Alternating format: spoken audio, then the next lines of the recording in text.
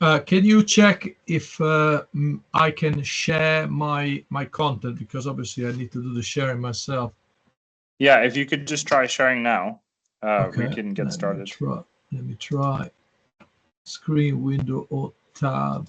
It seems like okay. Window.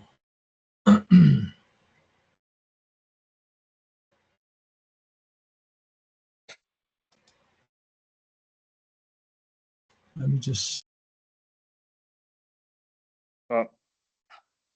While Massimo gets prepared, hi everyone. Thank you for joining us for another masterclass. It's quite excited about today's one as well. Obviously I press F5 to start my presentation, and he kicked me out of the conference call. All right, let me see. Okay. Okay, I am sharing. Now. So I don't think we see it. Okay, let me try again. It's just to make sure that I'm sharing the right window.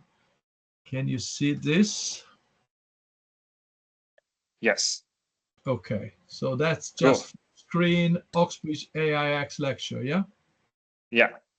Great. Perfect. So I'll just introduce you and get us started. So hi everyone, thank you for joining us for another Oxbridge-AIx masterclass in partnership with Cambridge Entrepreneurs and OxAI. So we have Massimo who is joining us. Massimo and I met a few years ago when I did the Impulse program at Cambridge. Massimo is one of the mentors there. He, really helped and supported me during the COVID period as well. And we've been speaking, and he's very, very involved and supported in the ecosystem. So very lucky to have him share with us the importance of teams and teamwork in startups. So Massimo, thank you for joining us, and over to you. Thank you, Uday. It's a pleasure to be here. Thank you very much. I hope you can hear me well, and I will get started with my presentation, which will probably last about half an hour, and then I will continue, be online if there are any questions that people want to ask, or maybe something a bit more specific about what they do. So I will start with my agenda, which is about an introduction. There will be a few theoretical, let's say, introduction about the importance of teams and teamwork. And then I will spend a bit more time on discussing teamwork within a startup, which is what I believe is most useful for the people watching this presentation today, and then a brief summary. So I'll start about myself. I'm a professional coach. I got certified by the Neuro Leadership Institute in 2007. I've been doing coaching mostly with executive and teams since literally from that year, and I got a number of different specializations afterward. Before that, I have 15 years of management experience, mostly in high-tech companies, and I was a software engineer before that. And I started my own company in 2010, and I have been since 2009. I was a mentor. I've been a mentor at Just Business School. I still work as a mentor at Just Business School for some of their program, including Ignite. And then I have been now a mentor at the Barclays Eagle Lab, which is an entrepreneurial support program from Barclays Bank. So I offer 10 hours of my time per month to support entrepreneurs who have brilliant ideas and they want to grow their business. And I'm also a keen martial artist, and I've been a coach since 1988. And I always mention that because this shows more than anything else my dedication to things. When I'm into something, I keep doing it for a very long time now, over 40 years. So let's get started with what is a team. Some of the material in the next few slides comes from when I first started team coaching back in 2007, and I find it extremely useful whenever I work with teams or group of people to help them to work effectively as a team. So the first thing is a definition from workbook from the Wisdom of Team, which is a book from Harvard University Press, Harvard Business School. And so what is a team? A team is a small number of people with complementary skills who are committed to a common purpose, performance goal, and approach to which they're mutually accountable. And this is a typical definition that which we will refer to. So in general, a small group of people who are willing to work together can deliver much more than the sum of each individual. And this is a definition I like to use. Obviously, example of excellent team, if you are interested in sport, for example, you'll see them on a daily or weekly basis. Football, rugby, basketball, every team sport has a group of highly motivated individuals with a goal in mind, which is winning a match, and they all work within a specific part of the team in order to deliver the best result. At the same time, a bit less appealing and unfortunately quite much happening nowadays with two wars currently happening. Military, a commando team in a war situation. This is where people are depending on each other's life to do their job properly. If you don't do the job properly as part of a team in a war zone, you might lose your life or you might cause other people to lose their life. So it's very important to understand the importance of teamwork. In my experience, in many years of coaching companies and coaching teams, I've helped a lot of people, a lot of companies to achieve amazing results by working as a team or working better as a team. So this is a bit of introduction as a theoretical introduction, and then I'll move into something a bit more hands-on for you guys. So the first thing we're going to work is why having a co-founders team. So the first question, let me move on to the next slide.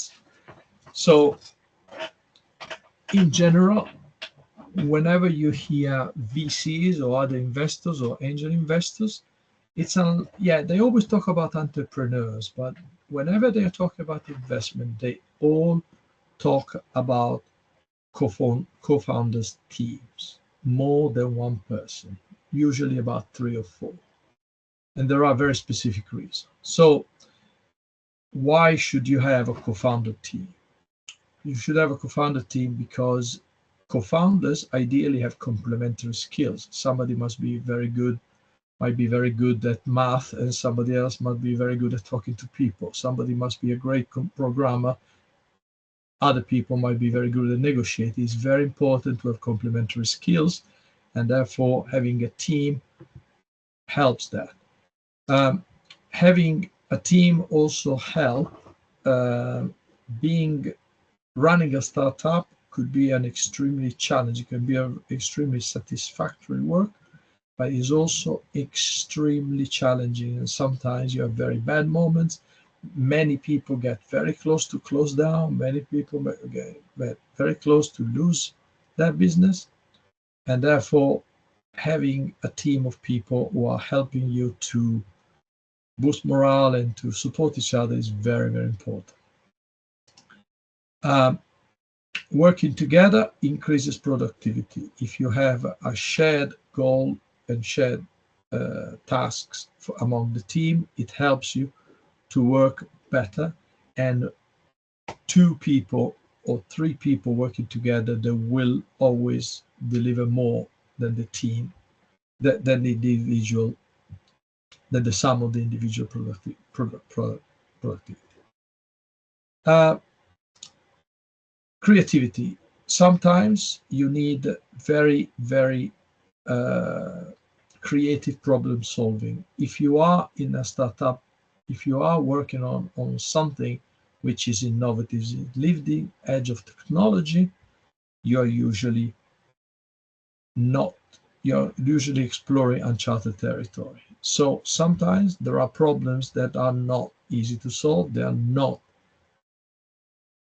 off the shelf.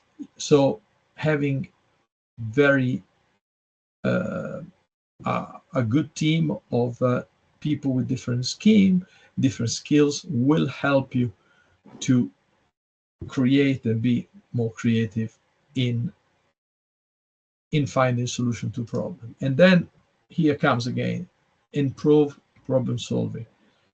A mathematician and an historian will see the same problem in a very different way.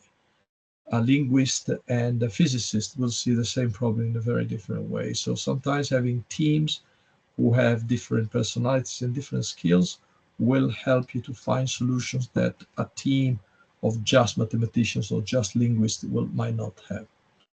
And then we can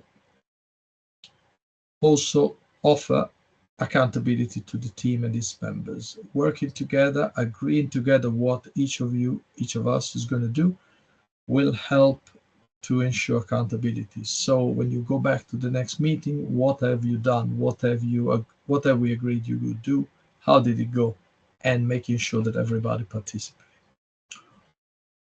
The next slide is about finding a co-founder. So some of you might be in startup mode. You might have a great idea. You might have already one or two members. You might want to find a third, a fourth, or fifth co-founders. So going back to what we said in the previous slide, how would you find a co-founder to share your venture? First of all, we go back to the issue: problems, responsibility, tasks, cost, effort, and results. It's important to share all this. You have a problem. If it's your problem, it's your problem. If you have a team, it's a team's problem. And making sure that there is a helpful hand to fix and to address these problems. It's good to share responsibility and therefore task load. Sometimes a co-founder will bring in some money, so it can help you with funding. Therefore, you can share costs. Again, working together will share the effort.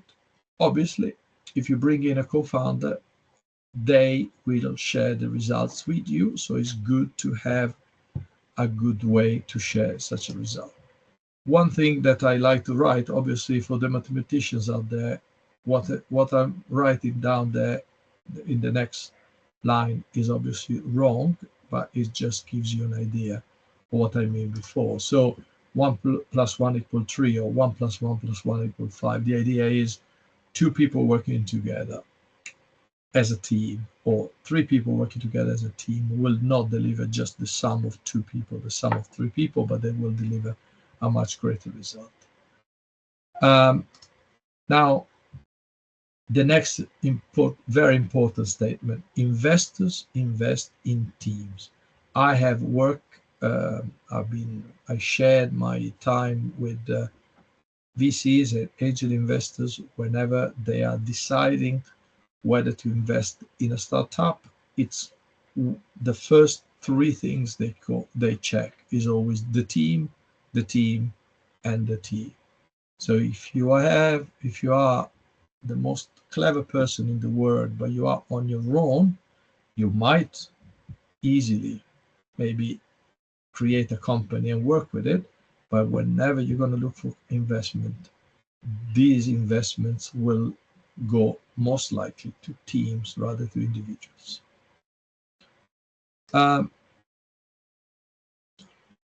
Whenever you're looking for a co-founder, if you're looking for a co-founder, you should look for a few key points, and these key points should all coexist. It shouldn't be one of or two of. It should all be there. So the first one, I would say, you want to be among your co-founders a good team player, somebody who can work with the team, for the team, as part of a team. If you are already a co-founder, you're looking for another co-founder, you might look among co-founders someone who can or like doing what you can't or what you don't or what you don't like.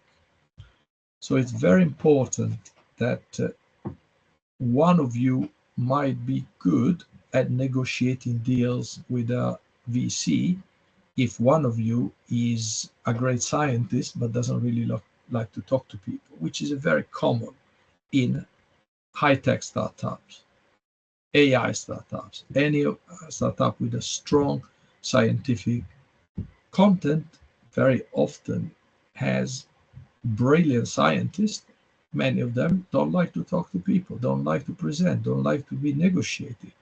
These are skills that require a slightly different personality. So it's useful to find among the co-founders somebody who can do one thing greatly and somebody else who can do the other one. Important that you want to work, you want among your co-founders somebody you like, somebody who naturally you feel you want to talk to, you want to work with. Is absolutely no problem starting a company with someone that you know that every time you have to talk to them, you can't. Every time you want to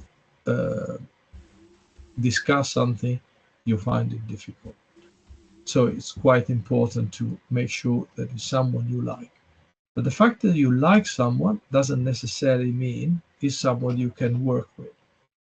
So also important, the person, you might like this person, but you also know that you are compatible. You can work with that person. Your way of communicating is compatible with the way they communicate. Because you might love someone, you might like somebody so much, your best friend, you might want to share time with them, you want to go on holiday with them, but you can't work with them, and vice versa. You can work with someone, but if you don't like them, it's gonna be a very long time having to share your time and your effort with them. The other thing you want is avoiding a confrontation of personalities. You want to avoid someone who is always looking for a fight, always looking for an argument, always trying to get to be right, even if not necessarily right for the sake of being right, rather than for the sake of the team winning a goal. And yes, obviously confrontational personality and egos and alpha personalities. The super alpha person who wants to be the boss at any cost. Bosses are okay, but if you want to work as a team at the highest level, you are the board of directors. You don't want a board of directors dominated by one person. You want a board of directors that work as a team and act as a team and take decisions as a team. So again, what I mentioned already, avoid people who just for the sake of winning an argument, they prefer to jeopardize the company future just because they want to be right. It is important to admit sometimes we are not right and move on.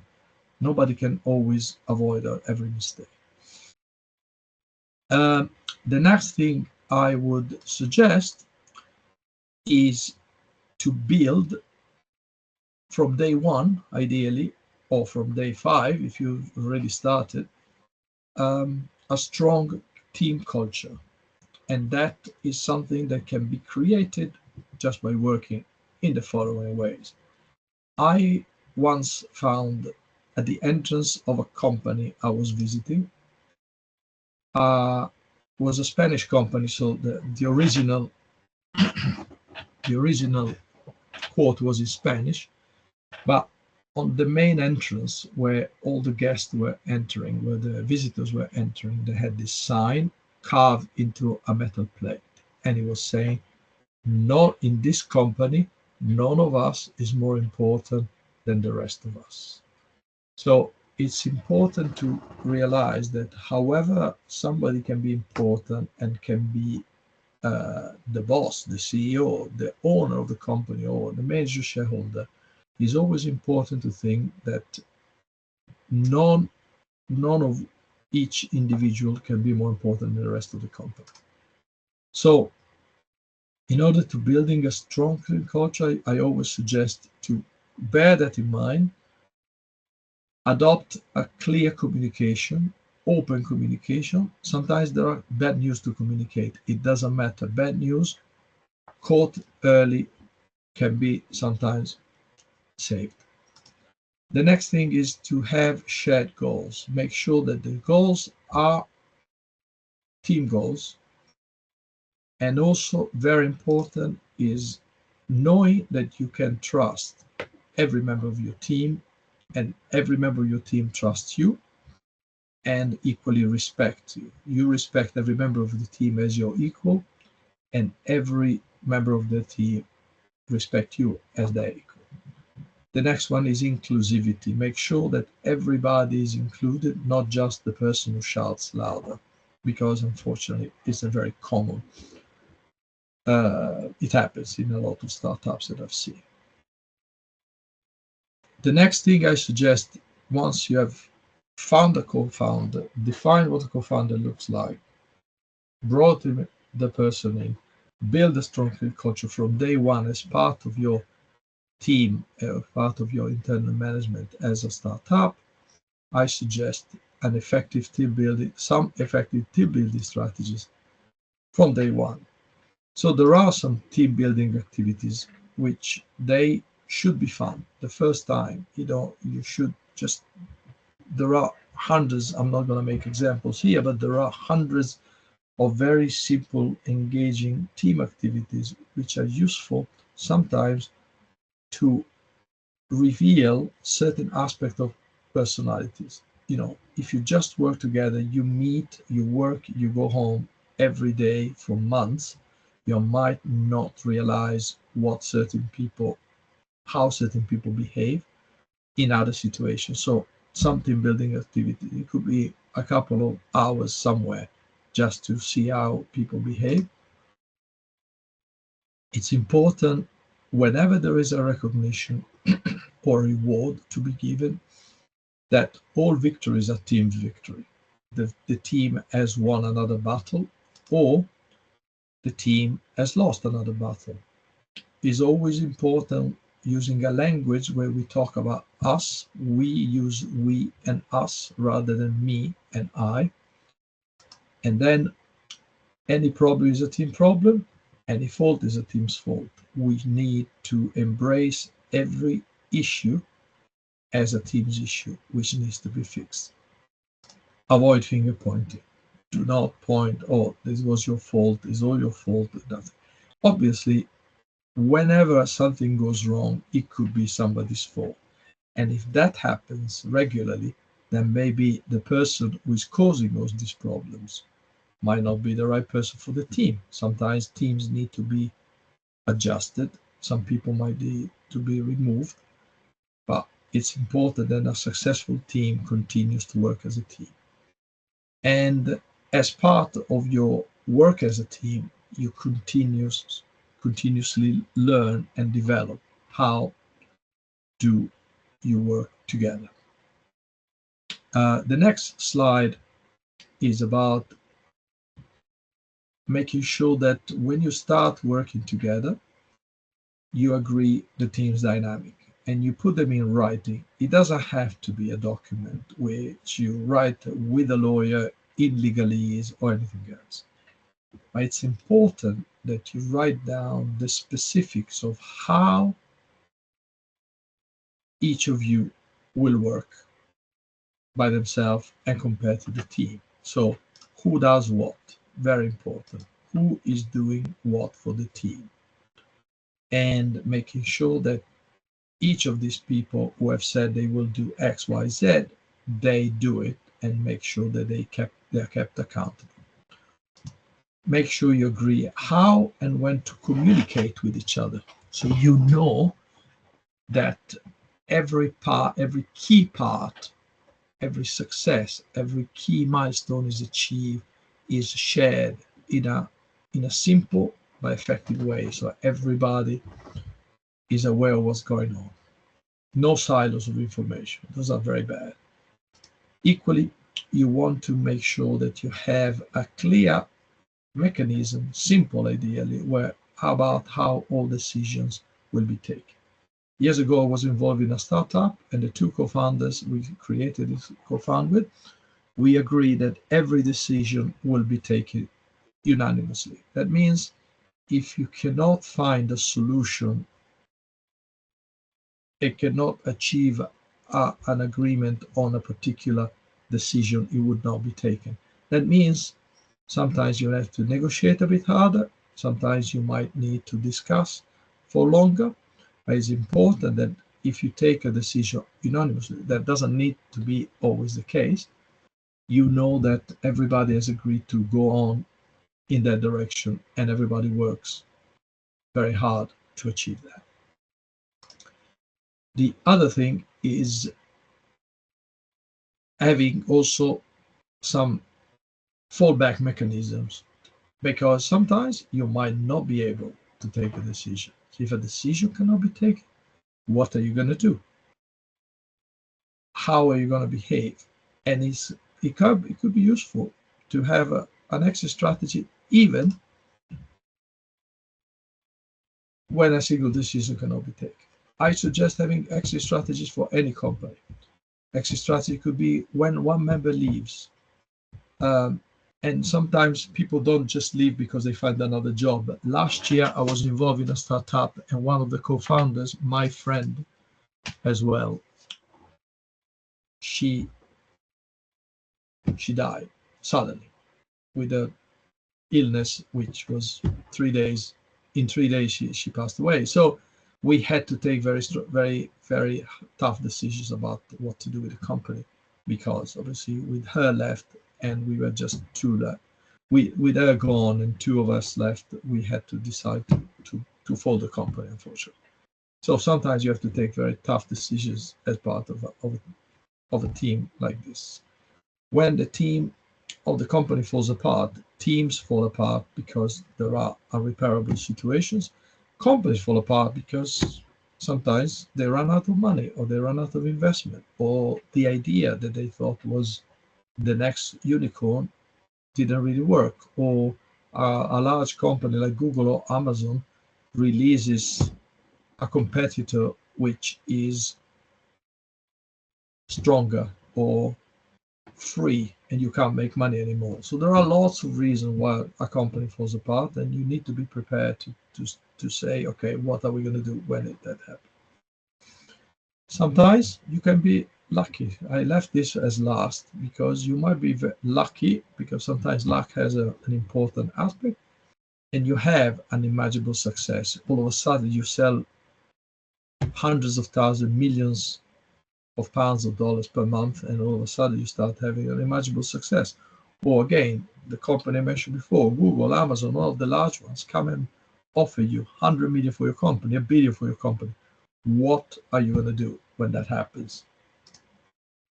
And another thing that is important, once you write this down, all of these agreements down, make sure that once every maybe quarter, every 2 quarters, every year, you review whether all the team dynamic have been good for you, or whether they need to be reviewed. And if they need to be reviewed, write new ones and adopt them straight away.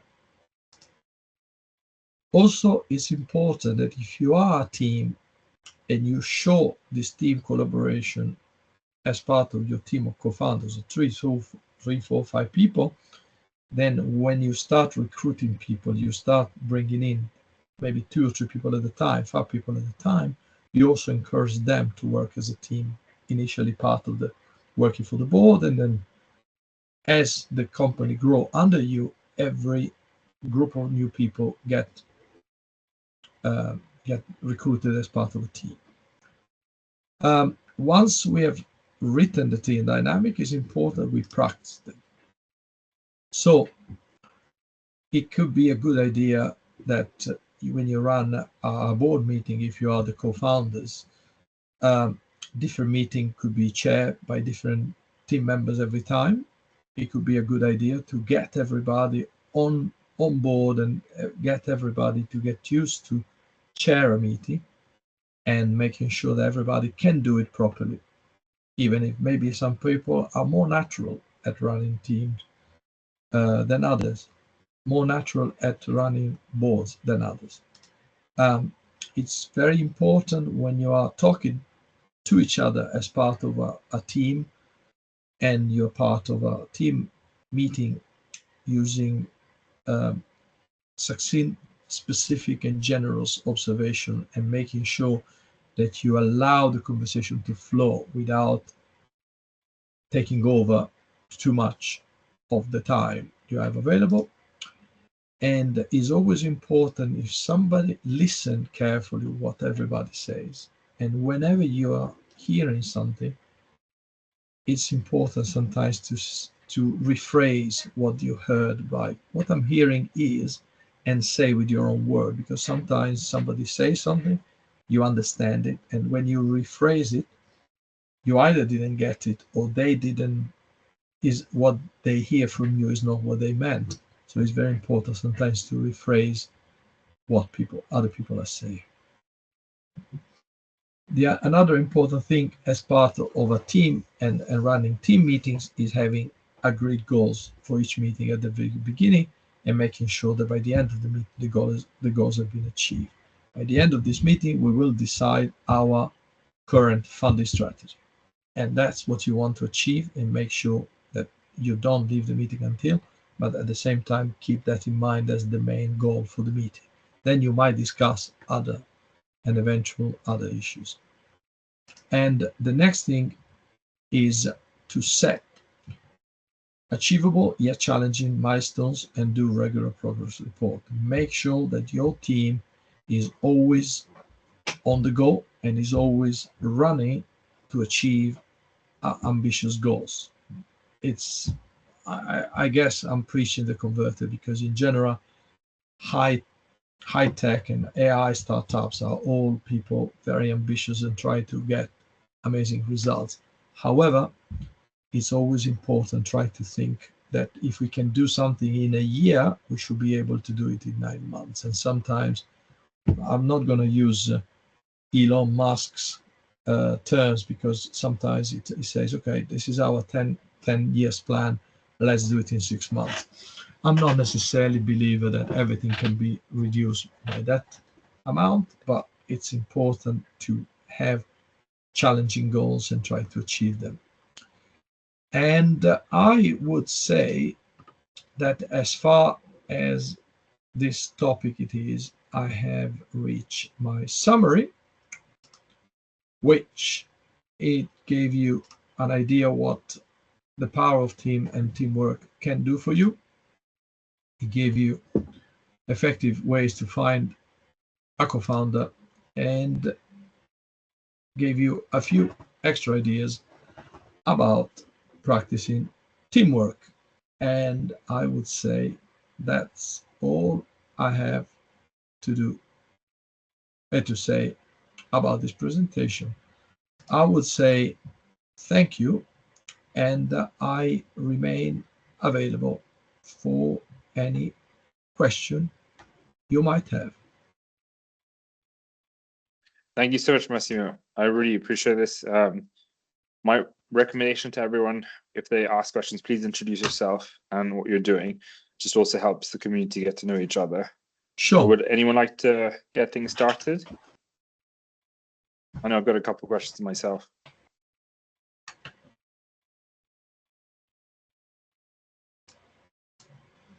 Okay, I'm gonna get started actually. So, Massimo, I noticed when the slides when you talk about language, right? Especially, so this is something I know I do, and it's very clear how important it is to get people to start thinking as we. Yeah.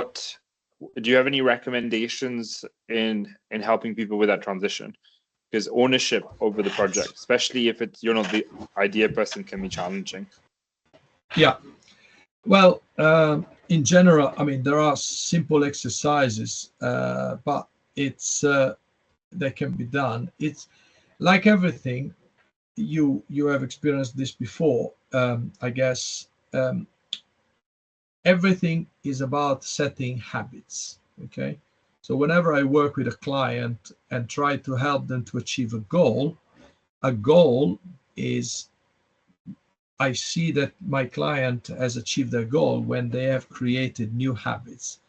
And in order to create new habits, you normally have to try to repeat the same thing a number of times until your subconscious mind naturally picks it up. It's like if you're walking or cycling or driving from A to B to work one day, and you always have a certain particular path. And it happened to me a few years ago. The path I was normally taking there was some roadworks, so I started to take a different path. So the first 2, 3, 4, 5 days I had to go through that path. I had to think, because naturally my car was just driving by itself in the right direction. And then after 5 or 6 days, I noticed I was not thinking about the old path.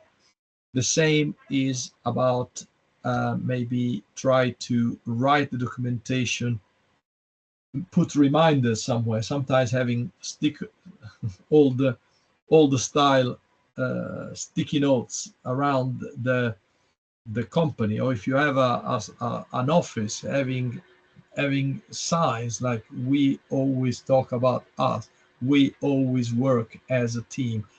And sometimes it's useful because even if you don't necessarily read it, your eyes catch these simple phrases and they help you. And then maybe having someone who is a bit more rigorous than the others to make sure that whenever there is a meeting and the conversation flows, the conversation is all about us. And whenever we write documents that discuss us. And so I think it's just a matter of getting everybody in the team to be used to this new language, and you would be surprised how quickly it becomes a habit to talk about the plural us instead of the single me.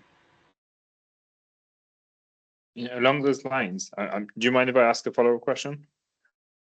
I am all yours. Yeah. So along those lines, it's like, I think when building habits, because you're a professional coach as well, so what Sure. recommendations do you have when it comes to us designing new habits? So what I noticed the other day personally, I'm very happy to share this with everyone, Sure. that I actually had a bit of a fictitious conversation with one of my teammates, and and in hindsight, I wasn't happy with myself because I used language that perhaps was not that it was inappropriate. It was very objective, and it was very straight. I'm a direct communicator, but I used language that I felt I could have been better about, and so I'm wondering, the question appeared to me is like, how much should we forgive ourselves on our path to building habits? How much we should forgive? I mean, in general, the fact that you have recognized having made a mistake, it's already a recognition that you could do better. The issue is simple thing which I encourage all of my clients to do. For example, is the little exercise which in the jargon we call clearing the space. So it's unfortunately it's easy when you jump from one meeting to the other, finish maybe with the adrenaline of one meeting just finished, rushing into another meeting and maybe started 5 minutes ago, and you tend to bring in all of the energy, positive or negative, you had in the other meeting into this one that maybe needs a different tone. So sometimes it's enough to have what the NLP call anchors. So having a simple anchoring system, which could be a little ritual of 5 seconds, which helps you to reset, grounding. Some people call it grounding and stuff. There are many different rituals which are more or less all the same, which is about reset your current status to the status you want to be. And I'm not talking about hypnotherapy or things. I don't know if you remember, sometimes we were discussing clearing the space in terms of say, okay, acknowledging, okay, I just had a very tough meeting with a few people, which we were negotiating heavily, I don't know, my finance, and it was really involved for me. Also, I feel very stressed, but I know that this meeting required me to be calm and a bit more relaxed, because there will be some more negotiation to go. So let's say I can visually think about the old meeting, closing the door, like to close all the bad. And again, I use bad energy. I'm not one of those people that do, stone healing and this sort of thing. I'm trying to refer to things. Sometimes having a visual image of you closing the door of the meeting room with all the issues that you discuss in there, then you open a new meeting room, and there you're going to find a fresh new meeting. So sometimes these sort of things, this little ritual, some people call it grounding, some people call it anchoring, and I encourage people to read the basic definition of anchoring from NLP, neuro-linguistic programming, because anchoring is nothing but a simple ritual which allows you to recall a particular mind state or emotion by touching or writing or listening to a single song, which could be 30 seconds. So it doesn't have to be like a half an hour meditation. Who has the time to do half an hour meditation in the middle of a day? But sometimes this sort of simple ritual can help you to literally change your mood and reset any super negative or super positive emotion and go in a calm state to deal with your new meeting. I think this is particularly useful when you're pitching as well. Sure. It's, I always recommend people do something silly to like completely adjust their energy. But I think anchoring is potentially a bit more visually appealing. Absolutely. And you see, pitching is very much like a performance of an athlete. You go in front of an audience. Imagine somebody like Usain Bolt. This guy has been running all of his life for performance that lasts a bit more than 10 seconds at a time. So you have to think about the amount of mental energy you need to think about how you're going to be performing great. And if you're about to pitch, to say, look, it might be the most important moment of my life, and the only thing I can do is go in super motivated to do a great job, forgiving myself if I make mistake.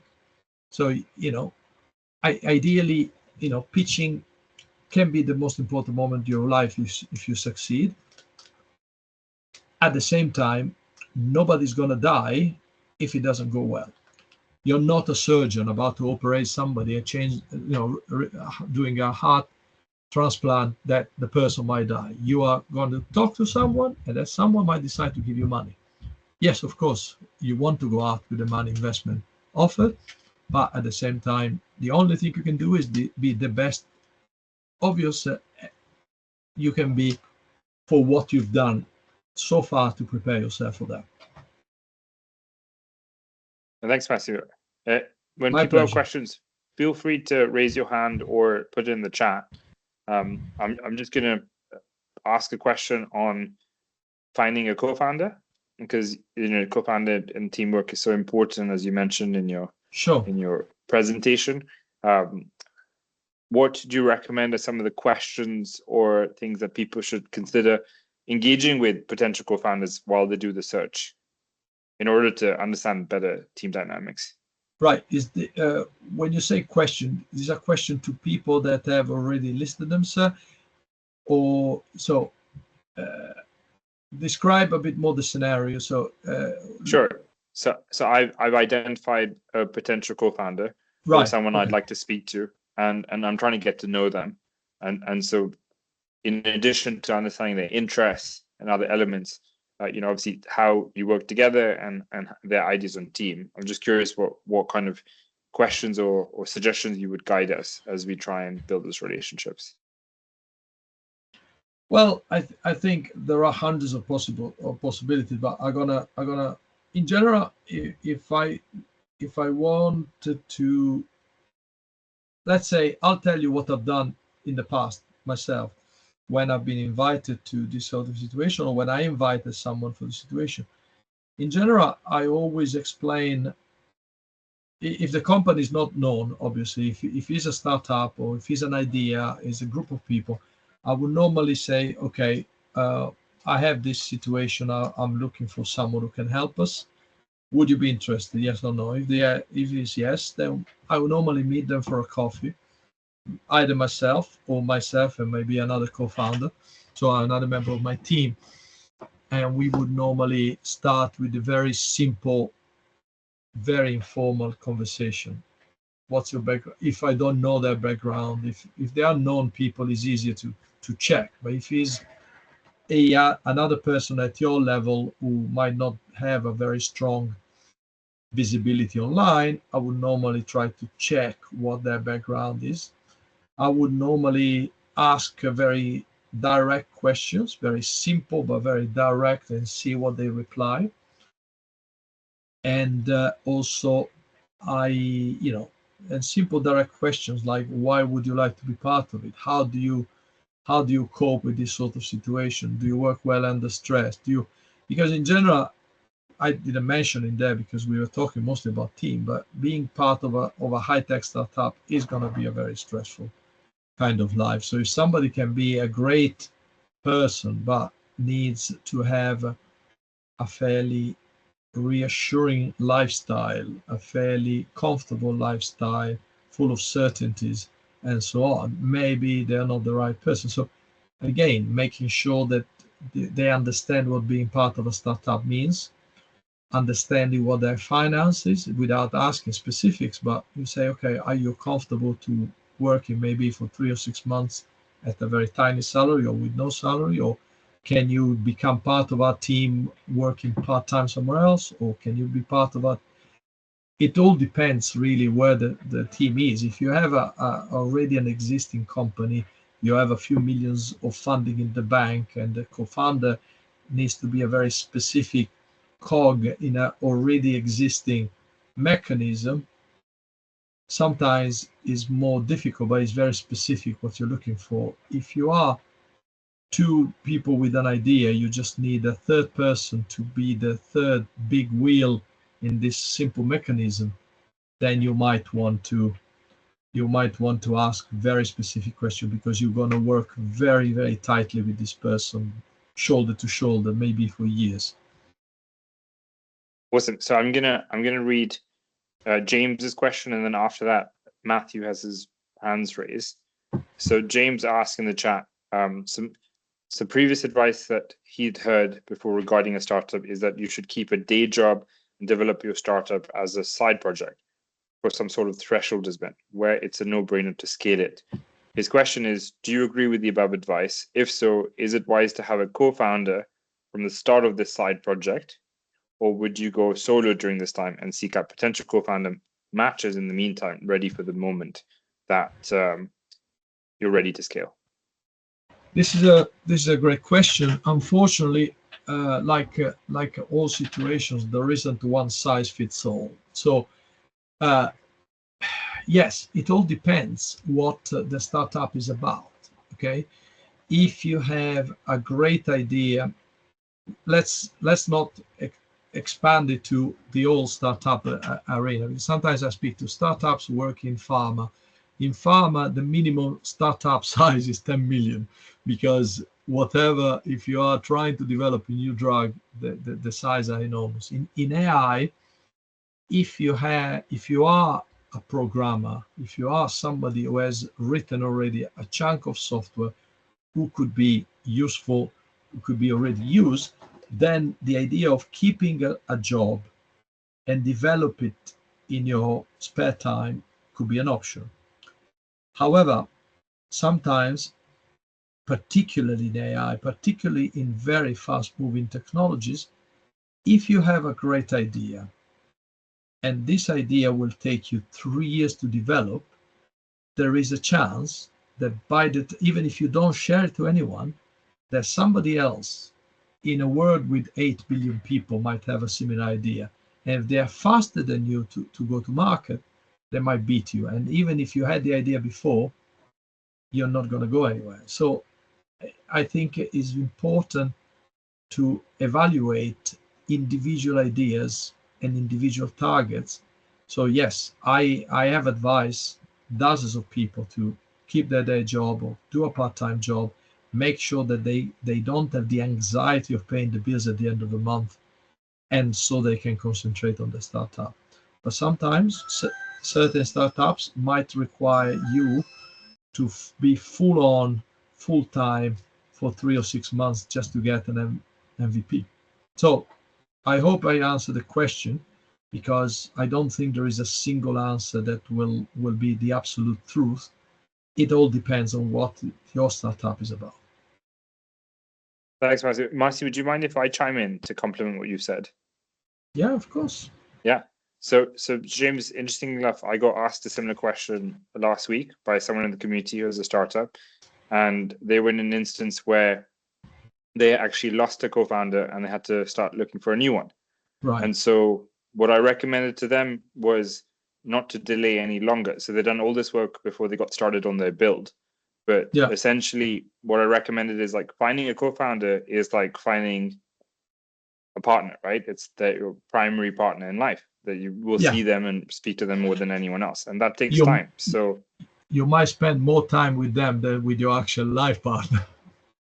Yeah. So given that, I think looking while doing is a good idea, because you just never know how things happen. It also just benefits you in many situations, depending on the dynamic, to have done some work. So when it comes to negotiating equity, there are lots of different factors to consider. But absolutely, again, like Massimo said, making sure, being sensitive to people's egos and all other elements is really important. With that, I'd like to ask Matthew his question, please. Hi, thanks, Udo, and thanks, Massimo, for spending time with us. I was just wondering, just a bit of background. I'm with the startup Maritest, and we're working on diagnostic tools for malaria. And we have an international team, and we do a lot of remote work. So my question was, what steps can we take to build and maintain team culture with a highly international team? Look, I think in general is making sure you have if you are international, so you are distributed, you're not in presence. I think the most important thing is making sure you have the right tools for collaboration, which could be, there are so many that it's difficult for me. I use Trello for a small team, it works, but I heard about, we did a little networking event the other day. We were discussing about all tools which are in use now. So there are many. So I would say start with making sure that you have the right tools for the job, and you are a bit maybe you're very strict and making sure that everybody works and follows the communications using those tools, and there are no sideways and external communication. So I know it's easier to send a text or WhatsApp to someone, and then maybe you know them on Facebook and send them a message. It becomes a mess. So making sure that all the communication which is pertinent around the team is all managed within one single communication tool, so that you avoid, I know Slack is a very good tool to collaboration. I use Slack with one team I work with. I use Trello within part of one of my companies. I heard about many other tools. The other thing I would suggest, there might be interesting documentation how Matt Wallenberg, the founder essentially of WordPress. So the old WordPress, you might know what it is a WordPress is a content management system mostly used for blogging initially, but it powers about 500 million websites in the world. And the old WordPress team is totally, and I mean totally, remote. They have no central office essentially. There's nobody. And Matt Mullenweg was saying in an interview that whenever he interviews people, the whole interview is by exchanging emails. He doesn't talk to anybody. So they managed to keep a product as big as WordPress alive by never meeting. Most people never meet the collaborator. So I would suggest there must be some documentation on how to do that very effectively. I'm not an expert. I'm old enough, if you can see my gray hair, to have worked most of my life in teams which were all in the same buildings. Even if my last job, already nearly 20 years ago, I was the marketing director of a company with 3 different offices, and I was literally flying around in circles to actually keep the teams together. But I would say, going back to my original suggestion, choose the right tool and then make sure that you are religious about using it for communication all the time. Thank you. That's something we'll definitely think about. Something we could do better. Yeah, thank you. Thank you.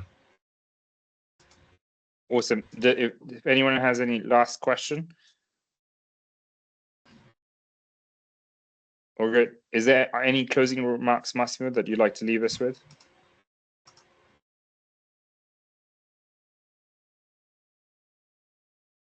So are you asking me?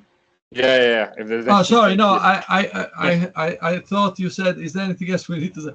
No, I mean, as I said, the simple presentation I made, I think, is the results of me working with many people for a very long time. And in general, I think is important to have a fairly short set of simple rules, but make sure that everybody follows them. It's no point having 50 pages of the manual about how we do things around here that somebody might read once and then don't know. It's easier to have the 10 commandments, if you want to use a simple word, the 10 rules of how we do work around here, how we manage our company.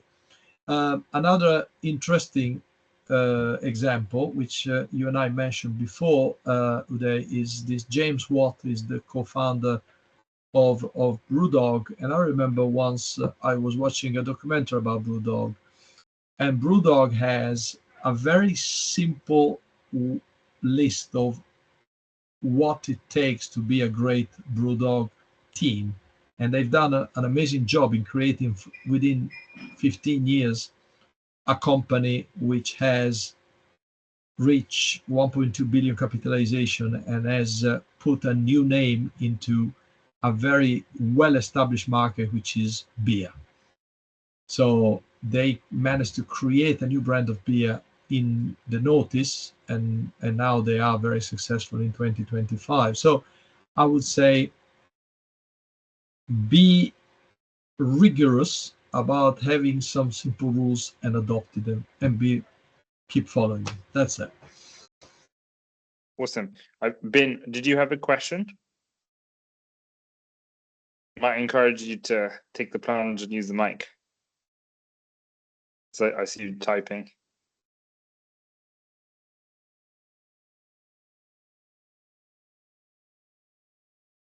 Okay. Well, I'm gonna be patient, if you don't mind, Massimo, for Ben, just in case he does have a question. He's on a train now. Okay, fair enough. No, it's fine. All right. Yeah. But cool. I think yeah. Well, thank you so much, Massimo. Everyone, please join me to thank Massimo. Really appreciate it. It's been a pleasure. Has been a pleasure. Always a pleasure seeing you, and always a pleasure being helpful to you and your team. So yeah, whenever you need me, give me a shout, and I'll do my best to be available. Take care. Brilliant. Have a good one. Enjoy your week. Take care. Thank you. See you guys next week. Bye. Thank you. Bye-bye. Everybody's leaving. See you later. All right, Dave. We did it. All right. Yeah. Excellent. Thank you. So I hope yes. Yeah. I hope you